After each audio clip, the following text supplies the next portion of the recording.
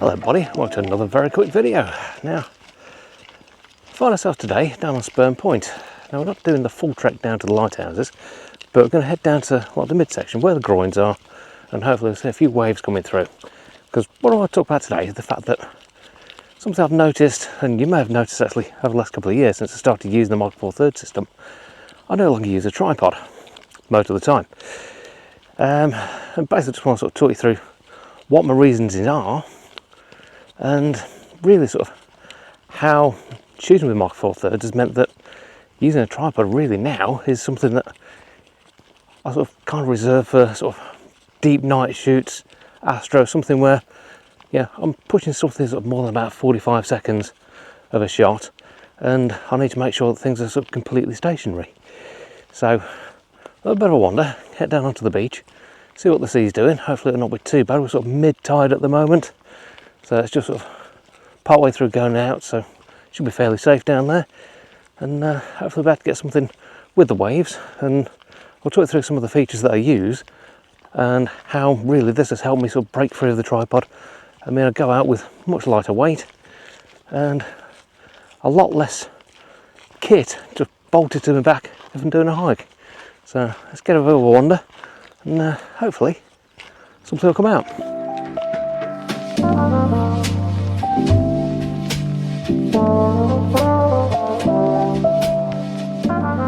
So effectively there's two main things that stops me from using a tripod most of the time with Mark 4/3. The first thing is the onboard stability. Now I don't know exactly how omsystem did it with the OM1, but in the Olympus days, M1 Mark II was astonishingly good. It's the bit that really shocked me when I first started using it, was how good the onboard stability was. Moving out to the OM1, it's like witchcraft. It's the first time paired with one of their lenses that you can do sync IS, they can get stupid amounts of stability on it. I can hand hold successfully 99% of the time up to 45-second shots. Now ordinarily you'd say, you drop down below sort of 1/30 of the second or something like that, better get it on a tripod. You don't got to be careful with stability. Don't want to shake it and that. Certainly in the old Canon days, I wouldn't dare do anything like that. Just wouldn't have been able to do it at all. But with this, the stability is that good that I can literally single hand hold things down to the deck and know maybe sort of 5 to 10 seconds I'm going to get a clean shot out of it. The other thing that really has sort of helped things along with this as well is the live ND features within the omsystem cameras. I can, with this OM1 Mark I, do nice handy 5-6 second shots and sort of running the live ND. It's like running an ND filter itself, but it's all computational, does it for you actually in camera. This one actually goes another stop ahead, so I can actually get up to an ND 128, which is really nice. You can smooth things out a bit more. You do have to be a little bit mindful on your light settings, because if it's still very bright, it's not really going to work that well. You're going to be like blowing things out, and it's a bit like using normal filters. If you're going to use a filter, you need to concentrate on what settings you're going to be using and how it's going to bring it in. But once you've got your head around that, you can get some great results. Another thing that is not quite as major, but it does help things along as well, is the fact that using the sync IS system on the lens does give you that extra bit, so much so that on the back of the camera there's what's known as a handheld assist with the OM1, and essentially what that is just a dot in the middle that shows you how much you're shaking. It just moves around a little bit like that, so if you can keep that as steady in the center as you can, that's helpful. And there's two sort of basically yaw ratio markers as well, so if you can stop those from going right to the edges and keep that as steady as you can in the center, you're almost guaranteed that the sensor can actually keep that nice and steady for you. So it's just another layer of assistance that really helps you out doing the handheld photography. And like I say, you're casting less around. I mean, I bought this Shimoda Urban Explore 20, it's only a 20 litre, so I just wanted a small pack going out and about when I'm not needing stuff for a big hike. So I very rarely use my big Shimoda, but that is reserved for if I'm doing like a mountain hike or something. There'll be a couple of bits of camera gear in there, mostly clothing and extra bits to sort of support me on the hike. But it basically means, yeah, this little tiny pack, which is comfortable as anything, just goes with me most of the time. I don't really have any issues with carrying anything. Because it's small, you can't overload it, you're not sort of overdoing things with that. And yeah, it's just made a massive difference.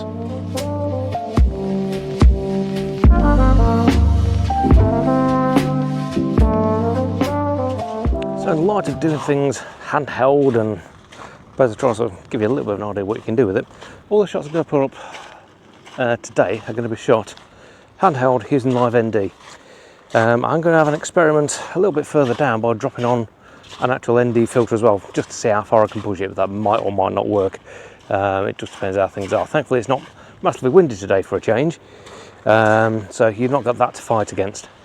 But hopefully we'll get some bits that come out okay. And we're just coming through the bits where we've got the old sort of tank defences down here. Yeah, I've picked one off on there, might just work. A lot of minimalist feel to it, but that's kind of what I'm hoping for. There's not a lot of detail in the sky.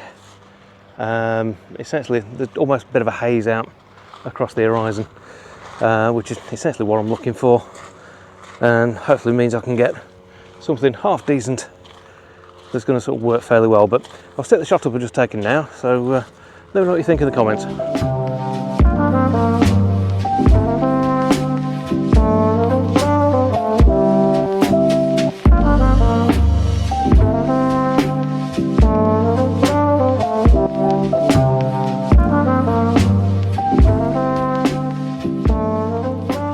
Because it's a little bit calmer today, I'm going more for reflection and stuff like that, so I'm limited to about a second on the shots. Might push it a little bit further when we get down towards the groins.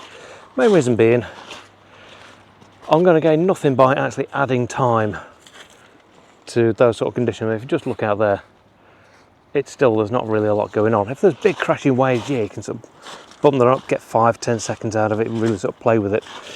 Are you going to get like your mad 60-second or 2 minutes sort of super silky smooth things? No, but that's not what you're handhelding for. If you're going to do that, yeah, you're going to have a tripod or somewhere to mount your camera and get those sort of length of shots.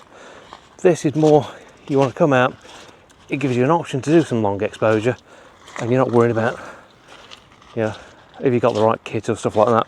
As long as you've actually got the camera with the live ND features, it works. Now, it's not just the OM1 that contains live ND. The EM1 Mark III it was introduced into, and the OM5 has it built in as well. Essentially, the OM5 is kind of like the EM1 Mark III in a smaller body, that sort of thing. It's a couple of different features, but for the most part, that's what you've got with it. But yeah, so it's not just exclusive to the OM1 where you can do the live ND shooting. Unfortunately, we're now getting a bit of sunlight coming out. Forecast was going to be thick cloud till about 2 o'clock-ish, which is about at low tide. Now, I wanted to do it as the tide was receding, because if you do it when the tide's coming in, basically all your beaches are all covered in footprints.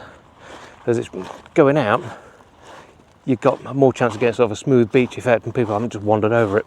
That was the idea behind it anyway. But hopefully the break in the cloud will sort of clear off and we can get a bit more sort of mood into it. Because one thing that just slightly awkward when you're doing long exposures, you don't want it too bright, otherwise you've got to stop it back so far that it doesn't really make it that feasible if you're just wandering out and about with it. Yes, I can do something up to, probably in these sort of conditions, probably about 3 seconds without blowing too much out, but you still have to compose and be mindful of your exposure even when you're running the live ND. Handily, all your features are actually available, so your histograms and stuff like that still actually available on screen when you're setting up the shot, so it does help out quite a bit.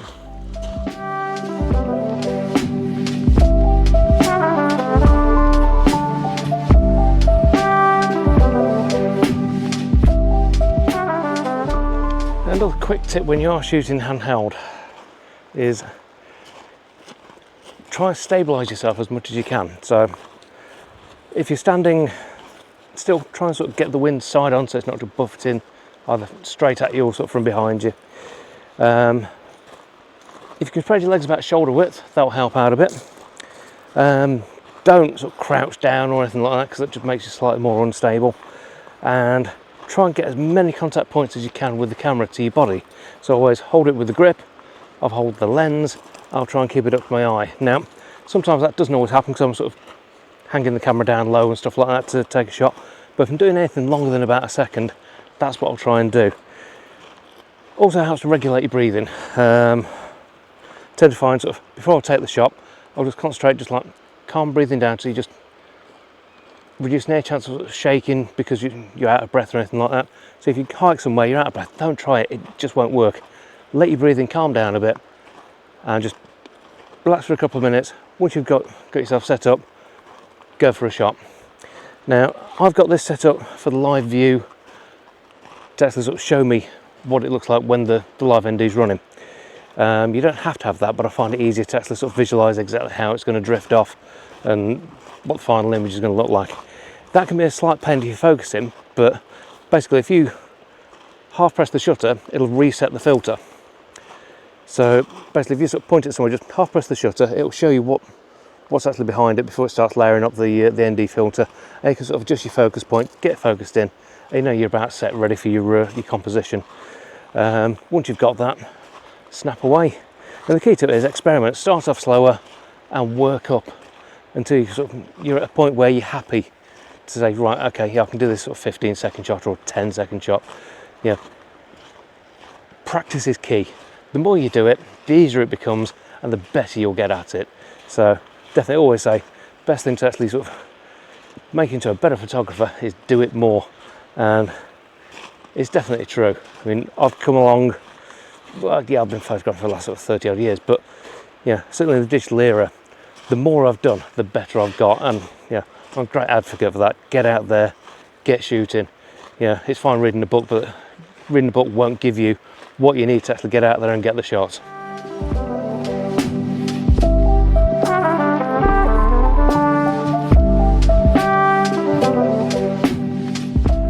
So we've got down to where we want to be, which is where the groins are, and we've got this fantastic set that's just there, but you've also got the rocks down here to use as a foreground. Now I've done a quick test now. I'll put the three shots up in sequence now. Basically I've done a 1-second shot, a 2-second and a 4-second, so you can see the difference in it. You can see how the camera actually sort of adjusts itself and sort of gets itself into the right sort of exposure as much as it can. If you're going too hard, it's going to struggle too much, you'll end up with blowing out highlights. But if you're going for a real high key feel, that's normally not too much of a problem. You can sort of get away with that, as long as you don't go too hard and just everything's just blown out. But yeah, I think that works fairly well. We've just seen a little bit of patterning now, sort of in the wave, so that just helps just smooth that down just a little bit, and I think it's quite a nice effect. Just using a bit of the rocks in the foreground. It's nothing spectacular, but it's good for a test and shows you what it does. We're going to run down a little bit more to the sort of the other groins, see what sort of things we can get, possibly some sort of looking down into it, but I'm really aiming for that real sort of smooth feel to things. Not the super milky smooth, because bringing you up for something like a 5-minute exposure to get that out of it. As good as I am, I can't get a 5 minutes out of it. But yeah, we'll get a few more shots. The clouds are looking quite fruity as well. Some really nice patterns forming, but you get just that little bit of a drag from them when you're doing the longer exposure, so it just smooths them even more. But yeah, I quite like it. It's quite nice. Yeah, let's go and have a look. A lot of it's going to be black and white. I know I love black and white seascape photography. It's just whenever I'm taking it, I always see black and white. It's just something that I do. But yeah, going to head a little bit further in, get some more shots down the groins, and see what other bits we can pick out.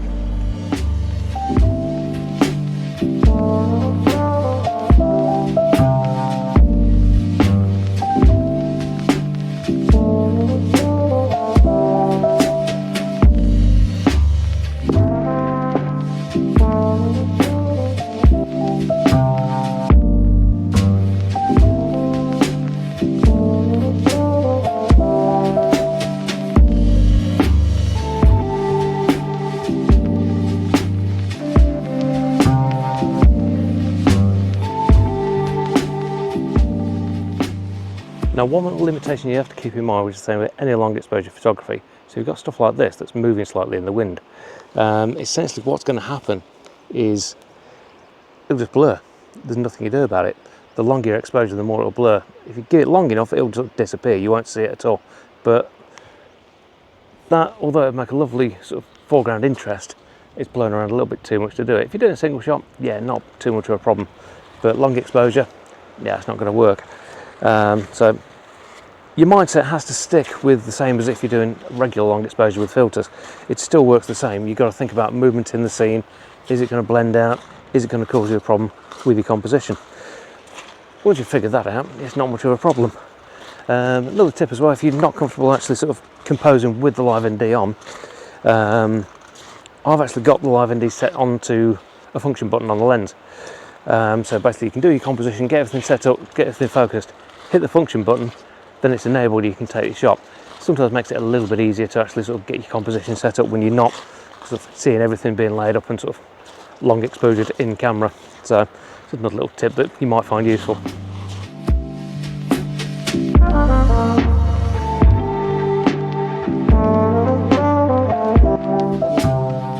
Now hopefully you'll be able to see this, but if I just half press the shutter there, you'll see a little box comes up, and if I move things around you'll see it just moving a little dot on the markers at the sides. That's the handheld assist on the OM1, and that's what makes things so much easier for me to do the handheld shooting.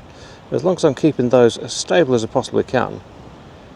If I just go a quick focus, I'll just see if I can get this shot. It's a little 1.6 second. I'll pop it up now so you can see, yeah, that's literally me holding it with one hand away from my body, so definitely not ideal conditions, but a lovely subject. And yeah, that's the sort of thing that you can get from it.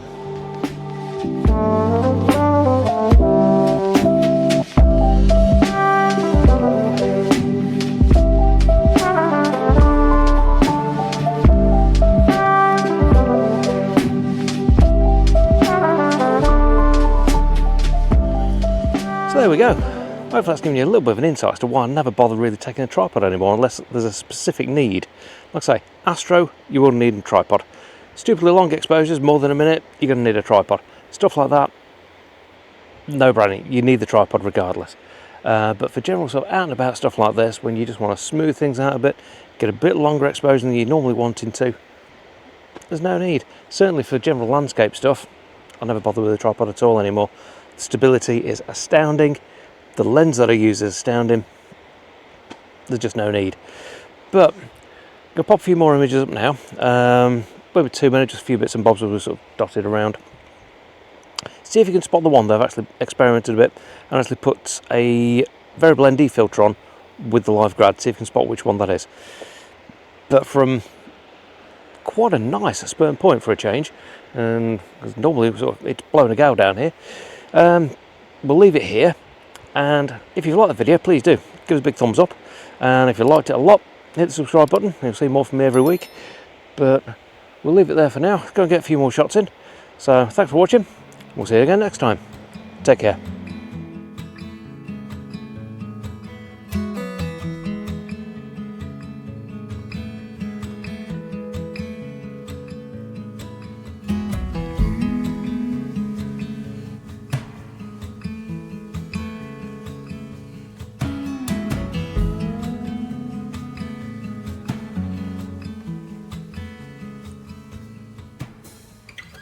Four feet on the stripes in the Alabama highway, out there in the open, just a wishing and a hoping. I could smell the pines when I let you in the doorway. Took the seat next to mine like you've been there before. I'm befriended and in elusive. I could never stand to lose you. I get by when you're at my side. I'm befriended and in elusive.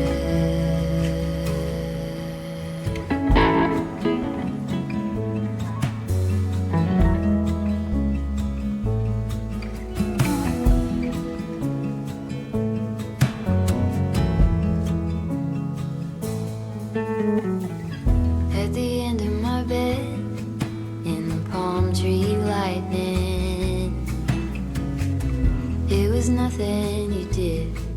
I just felt my lower lightning. Now we talk all the time. It's a little one-sided. Always one step ahead, and I'm running behind you. I'm befriended in an illusion. I could never stand